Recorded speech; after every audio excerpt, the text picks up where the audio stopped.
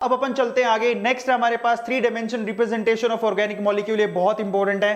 अब अगला टॉपिक है ऑर्गेनिक मॉलिक्यूल्स का 3 डायमेंशन रिप्रेजेंटेशन कैसे होता है।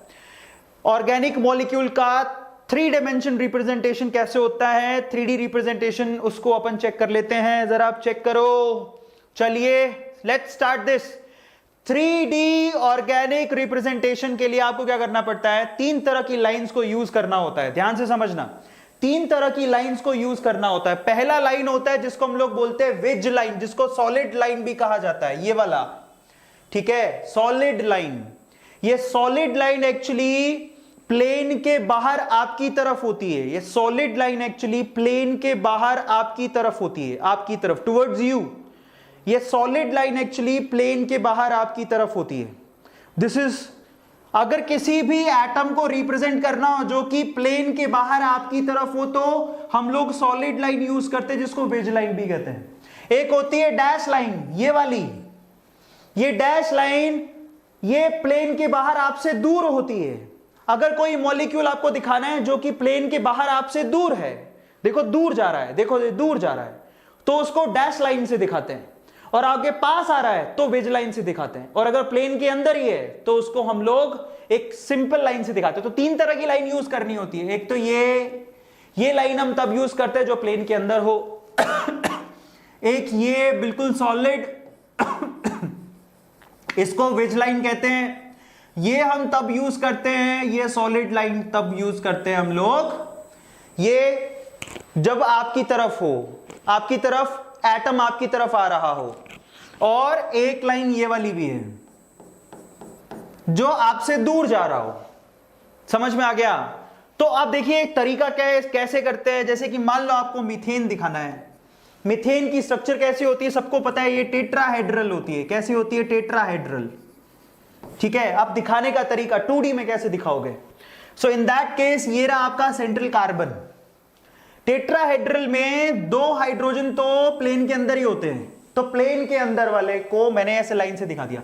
ये एक हाइड्रोजन, ये दूसरा हाइड्रोजन। एक हाइड्रोजन प्लेन से आपकी तरफ होता है, तो उसको कैसे दिखाओगे? बिल्कुल इस तरह से। नाउ लुक एट इट, इस तरह से दिखाया जाएगा। ये हाइड्रोजन हो गया, ठीक है। और एक हाइड्रोजन आपसे बाहर होता है पीछे की तरफ, तो उसको कैसे दिखाते हैं? ये इस तरह से डैश लाइन से। ये लो, ये तरीका होता है 3 डायमेंशन में दिखाने का। Is this clear? किस किस को समझ में आ गया कि हाँ सर मुझे ये समझ में आ गया, टेट्राहेड्रली 3 डायमेंशन में 2D को 3D में, 3D को 2D में कैसे दिखाएंगे?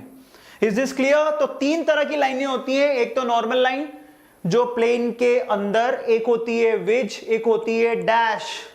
वेज लाइन आपकी तरफ होती है, डैश लाइन आपसे दूर होती है। Is this clear? बहुत बढ़िया। तो ये सिंपल तरीका है, बहुत आसान है। आप प्रैक्टिस करना है इसकी, जितनी ज्यादा करोगे उतना आसान हो जाएगा, कुछ भी नहीं है। तो फाइनली इसको सॉलिड लाइन कहते हैं जो आपकी तरफ होती है, इसको डैश लाइन कहते हैं जो आपसे दूर होती है, और ये वाली लाइन प्लेन के अंदर होती है। तो ये तरीका होता है रिप्रेजेंट करने का। जैसे कि आपसे एक सवाल है, सब लोग इस सवाल का जवाब दोगे। क्वेश्चन आपके सामने लिखा हुआ है, क्वेश्चन को पढ़ो। क्वेश्चन कहता है in the following molecule bromine is located. ये जो मॉलिक्यूल आपको दे रखा है इसमें ब्रोमीन कहां लोकेटेड है? 4 ऑप्शन है आपके पास, बताइए ब्रोमीन कहां लोकेटेड है? Behind the plane, in front of the plane, on the plane, and none of these. देखिए कितने लोग आंसर करते हैं। राविका देवगन ने आंसर कर दिया, that's really brilliant. Come on guys, bromine कहां पर लोकेटेड है? Behind the plane, in front of the plane, on the plane, and none of these. Bromine bromine bromine bromine, बहुत सिंपल क्वेश्चन है यार। कम ऑन गाइस, आंसर दे दिया सबने? चलो मैं आपको बताता हूं। सबसे पहले तो ब्रोमीन को देखो आप। ये ब्रोमीन आपका वेज लाइन पर है, दोनों के दोनों ब्रोमीन। वेज लाइन का मतलब in front of the plane, आपकी तरफ। तो आंसर क्या बनेगा इसका? बी। बी आंसर बनेगा। अगर आपने बी आंसर दिया है तो आप बिल्कुल सही हो। सो फाइनली इसका आंसर क्या बनेगा? Look at it, answer of this particular question is B. अगर आप बी दिए तो आप बिल्कुल सही हो, ठीक है। अब चलते हैं हमारे पास टाइप ऑफ 3D ऑर्गेनिक। कितने तरह के 3 डायमेंशन ऑर्गेनिक रिप्रेजेंटेशन है उसको भी अपन चेक कर लेते हैं फटाफट से।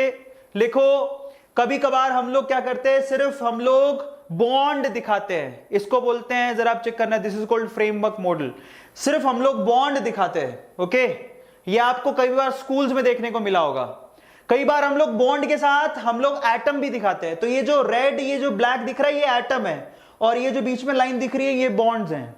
तो हम एटम और बॉन्ड कभी कभार दोनों भी दिखाते हैं, और कभी कभार हम लोग बॉन्ड नहीं दिखाते, सिर्फ एटम दिखाते हैं। यहां पर ये देखो, ये रेड कलर का एटम है, ये ब्लैक कलर का एटम है। कभी कभार हम लोग 3D में ये भी दिखाते हैं। ये सारी चीजें आपको देखने को मिलेंगी आगे।